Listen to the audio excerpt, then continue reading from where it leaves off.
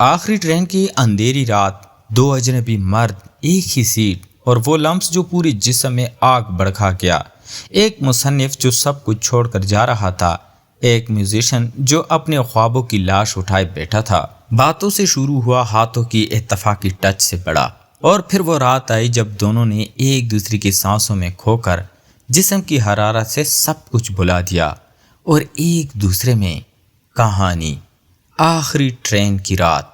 रात के गहरे अंधेरे में लाहौर से कराची जाने वाली आखिरी ट्रेन तकरीबन खाली सी चल रही थी। अली विंडो के पास बैठा बाहर गुजरते साए देख रहा था। उसके दिल में एक बाहरी खालीपन था। शादी का टूटा रिश्ता, अधूरे ख्वाब और अब सब कुछ छोड़कर जाने का फैसला। उसके सामने वाली सीट पर हमजा बैठा था, आंखें बंद, कानों में मौसीकी, लेकिन उसकी रूह भी इतनी ही उदास थी। उसका गिटार केस पास पड़ा था जो अब सिर्फ यादों का बोझ लगता था। ट्रेन के हल्के झटके से अली का हाथ इत्तफाकन हमजा की टांग से टकरा गया और उस छोटी सी टच ने दोनों के दरमियान कोई अहम दरवाज़ा खोल दिया। माफ़ी के अल्फाज ने बात शुरू हुई, फिर आहिस्ता आहिस्ता वो बातें गहरी होती गई। ख्वाब टूटी, उम्मीद, तन्हाई के ज़ख्म और वो दर्द जो दोनों एक दूसरे में पहचान रहे थे। रात ढलती गई तो ट्रेन के हल्के हिलने और मदम रोशनी में दोनों के दरमियान एक अजीब सी कुर्बत बढ़ने लगी। हमजा ने अली की आंखों में झांकते हुए कहा कि वो भी सब छोड़कर जा रहा है, और अली ने मुस्कुराते हुए उसके हाथ पर हाथ रख दिया। वह हाथ थरथरा उठा, लेकिन किसी ने हटाया नहीं। अंधेरे में उनकी उंगलियां आपस में सुलग गई, एक दूसरे की हरारत महसूस करते हुए। जब ट्रेन अचानक किसी स्टेशन पर रुक गई और लाइट्स कम हो गई तो हमजा ने आहिस्ता से अली की तरफ झुककर उसकी गर्दन पर सांस ली, और अली ने आंखें बंद करके उसकी मौजूदगी में खो जाने दिया। वो रात उनके लिए एक नई दुनिया बन गई। जिस्मों की कुर्बत, नरम बोसों की बारिश, एक दूसरे की आंखों में डूबकर भूल जाना, और वो लम्हात जब दोनों ने अपने जख्म एक दूसरे की गर्म आगोश में भरे। ट्रेन के हल्के झटकों के साथ उनकी सांसों की ताल बढ़ती गई, जज्बात की शिद्दत बढ़ती गई, और सुबह होने से पहले दोनों ने तस्लीम कर लिया कि ये इत्तफाक नहीं, ये तकदीर थी।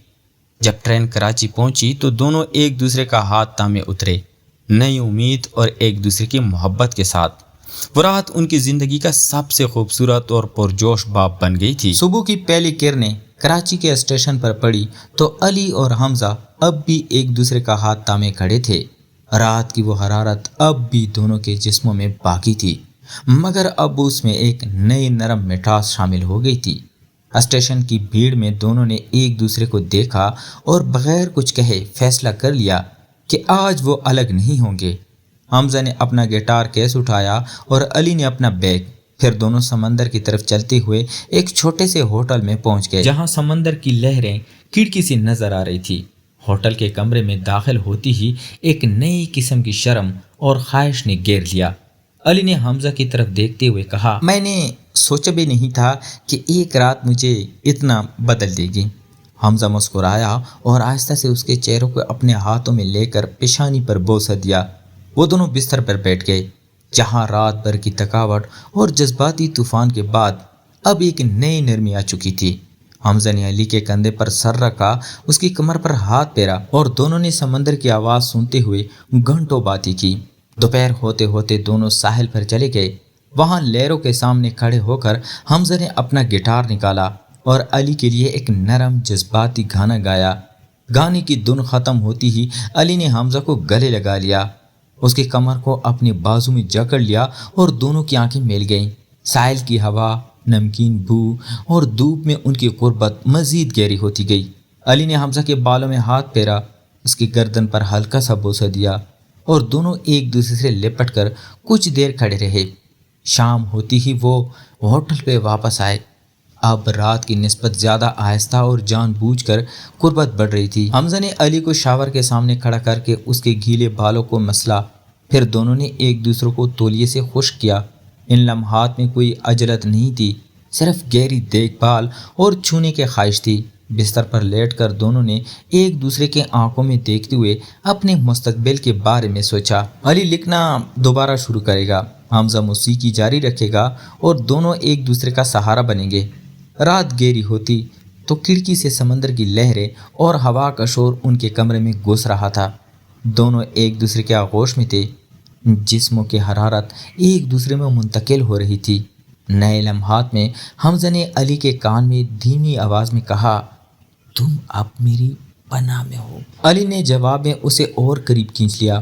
ان کی قربت اب صرف جسمانی نہیں بلکہ روح کی سطح پر تھی۔ نرم چھونے، لمبی نظریں اور وہ لمس جو دل کو بھی جسم کے ساتھ ملا رہا تھا۔ صبح ہوتے تک دونوں نے فیصلہ کر لیا کہ یہ سفر اب اکیلے کا نہیں، دونوں کا ہے۔ دوسرے دن صبح سویرے دونوں نے ہوٹل سے چیک آؤٹ کیا اور فیصلہ کیا کہ کراچی میں کچھ دن رہ کر اپنے دل کی آواز سنیں گے۔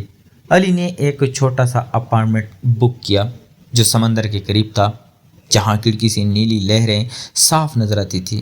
شام کو جب دونوں بالکنی میں بیٹھے چائے پی رہے تھے تو حمزہ نے اچانک کہا، علی تم نے مجھے رات کے ٹرین میں بچا لیا۔ میں سوچ رہا تھا کہ شاید زندگی ختم ہو گئی ہے، مگر تم نے مجھے دوبارہ سانس لینا سکھا دیا۔ علی نے اس کی آنکھوں میں دیکھتے ہوئے نرم آواز میں جواب دیا، اور تم نے مجھے بتایا کہ اکیلا رونا کوئی حل نہیں۔ اب ہم دونوں مل کر نئی کہانی لکھیں گے۔ تیسرے دن دونوں نے ساحل پر لمبی سیر کی۔ وہاں ایک پرانے کنڈرات کے قریب بیٹھ کر حمزہ نے گٹار بجایا اور ایک نیا ہلکا پھلکا گانا گایا جو اس نے علی کے نام سے سوچا تھا۔ گانا ختم ہوتی ہی علی نے حمزہ کا چہرہ اپنے ہاتھوں میں لیا اور بوسہ دیا، پھر دونوں ہنستے ہوئے لہروں میں بھیگنے لگے۔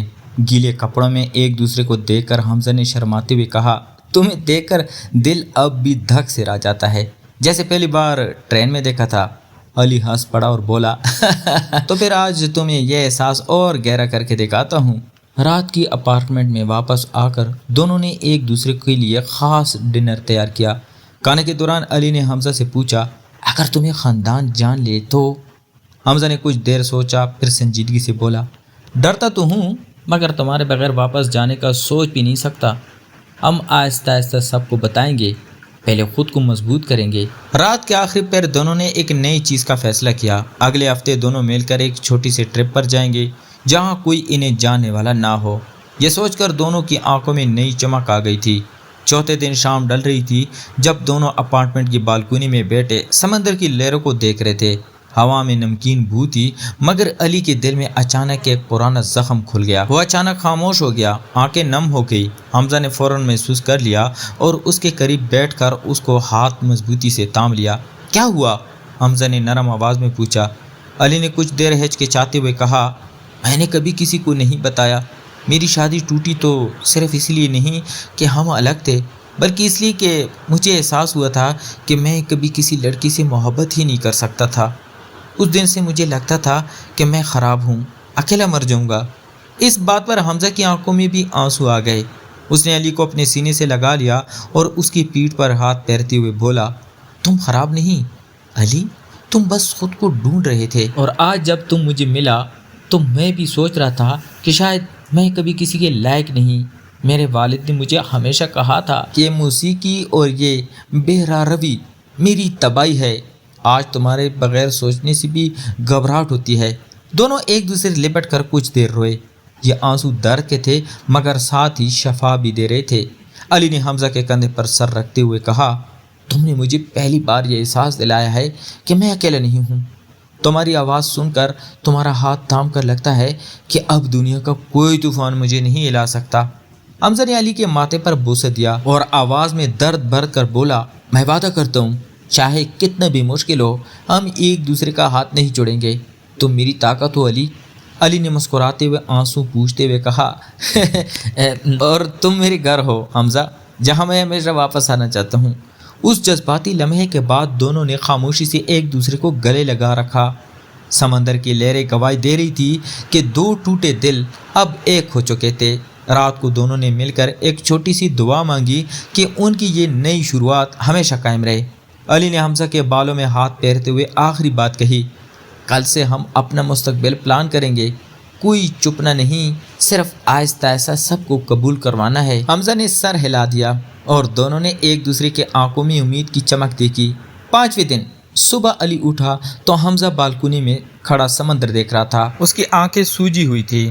علی نے آہستہ سے اس کے پاس جا کر کمر سے لگا لیا۔ حمزہ نے گہری سانس لی اور بولا، رات کو خواب آیا کہ والد نے مجھے گھر سے نکال دیا۔ और तुम कहीं चले गए। बहुत डर लगा। अली ने उसे अपनी तरफ मोड़ा। उसकी आंखों में आंसू देखकर खुद भी मुतासिर हो गया और नरम लहजे में कहा, मैं कहीं नहीं जा रहा, जो भी हो हम मिलकर लड़ेंगे, तुम अकेले नहीं हो हमजा। दोनों ने नाश्ते के दौरान नई बातचीत की। हमजा ने तजवीज़ दी कि वो दोनों मिलकर एक छोटी सी मौसीकी और लिखने के वर्कशॉप शुरू करें ताकि पैसे भी कमाएं और अपने फ़न को भी ज़िंदा रखें। अली की आंखें चमक उठी। उसने हमजा का हाथ पकड़ते हुए कहा, यह बहुत अच्छा ख्याल है। मैं अपनी कहानियाँ लिखूँगा और तुम इन्हें गानों में डालोगे। हमारी कहानी खुद हमारा सबसे बड़ा फ़न बन जाएगी।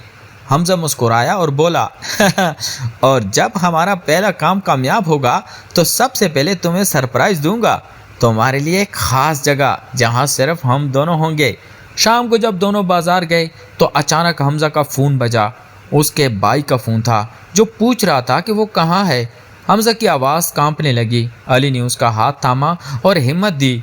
हमजा ने फ़ोन पर कहा, भाई मैं ठीक हूँ, कुछ दिन सोचने के लिए बाहर आया हूँ, जल्द वापस आकर सब बता दूंगा। फ़ोन रखने के बाद हमजा अली के सीने में मुंह छुपाकर खड़ा रहा। अली ने उसके बालों में हाथ फेरते हुए कहा, तुम बहुत हिम्मत वाले हो, मैं तुम्हारे साथ खड़ा हूँ, चाहे जो भी फैसला करो। रात को दोनों बिस्तर पर लेटे एक दूसरे से करीब थे। हमजा ने अली की उंगलियों को अपनी उंगलियों में सुलगते हुए कहा, तुम मुझे ये यकीन दिलाते हो कि मोहब्बत वाकई शफा दे सकती है। अली ने मुस्कुराते हुए जवाब दिया, और तुम मुझे ये सिखाते हो कि खौफ के बावजूद आगे बढ़ना मुमकिन है। हम दोनों मिलकर एक दूसरे को मुकम्मल कर रहे हैं। उस रात दोनों ने मिलकर मुस्तकबिल के छोटे छोटे ख्वाब देखे, एक छोटा सा घर, मौसीकी और लिखने का काम, और सबसे बढ़कर एक दूसरे का सहारा। बाहर समंदर की लहरें अब भी गूंज रही थी, जैसे उनकी कहानी को आगे बढ़ने की दावत दे रही हो। एक माह गुजर चुका था। कराची की उन खूबसूरत रातों के बाद दोनों ने फैसला किया कि अब वापस लाहौर जाना है। ट्रेन स्टेशन पर खड़े होकर अली ने हमजा की तरफ देखा और आहिस्ता से कहा, इस ट्रेन ने हमें जोड़ा था, अब ये वापसी की ट्रेन भी हमारा साथ देगी। हमजा ने मुस्कुराते हुए उसका हाथ थामा और बोला, इस बार हम अकेले नहीं बल्कि एक दूसरे के पूरे हैं। लाहौर पहुंचकर दोनों ने पहले हमजा के घर का सामना किया। हमजा के वालिद ने सख्त अल्फाज में बात की, मगर हमजा ने डट कर कहा, अब्बा मैंने बहुत सोच लिया है, मैं मौसीकी छोड़ना नहीं चाहता और ना ही अली को, ये मेरी हकीकत है। अली ने खामोशी से हमजा के शाने पर हाथ रखा, जो उसकी खामोश हमायत थी।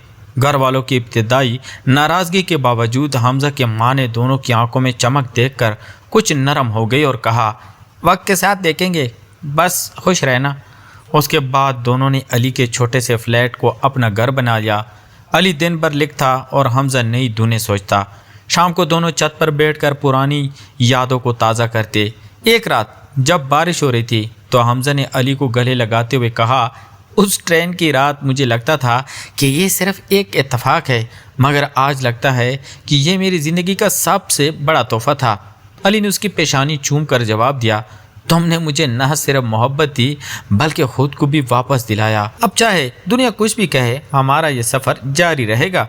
वक्त के साथ दोनों ने मिलकर एक छोटी सी तख्लीकी जगह शुरू की, जहां नौजवान लिखारी और म्यूजिशियन आते। उनकी कहानी आहिस्ता आहिस्ता दूसरों के लिए उम्मीद बनती गई। कभी कभी रातों को दोनों एक दूसरे के बाजू में लेटकर सोचते कि एक सादा सी ट्रेन की सवारी ने उनकी पूरी दुनिया बदल दी। आखिरी लम्हात में एक पुरसुकून शाम को दोनों ने स्टार्स देखते हुए वादा किया कि चाहे ज़िंदगी कितनी भी मोड़ दे और एक दूसरे का हाथ हमेशा थामे रखेंगे। अली ने हमजा की आंखों में देखकर आखिरी बात कही, तुम मेरे घर हो, मेरा रास्ता हो और मेरी हमेशा हो। हमजा ने मुस्कुराते हुए जवाब दिया, और तुम मेरी आवाज़, मेरा सुकून और मेरी पूरी दुनिया हो। उस तरह दो अजनबी जो एक रात की ट्रेन में मिले थे, जिंदगी भर का सफ़र एक दूसरे के साथ तय करने लगे। उनकी मोहब्बत खामोश, गहरी और हमेशा कायम रहने वाली थी। तो प्यारे दोस्तों, अगर आपको ऐसी जज्बाती और दिलचस्प कहानियाँ पसंद है तो अभी कहानी HD+ को सब्सक्राइब करें, वीडियो को लाइक करें और कमेंट में बताएं कि अगली कहानी किस मौजू पर सुनना चाहेंगे। तो मिलते हैं एक और इंटरेस्टिंग स्टोरी के साथ। तब तक अपना और अपने प्यारों का ढेर सारा ख्याल रखिएगा। खुदा हाफिज।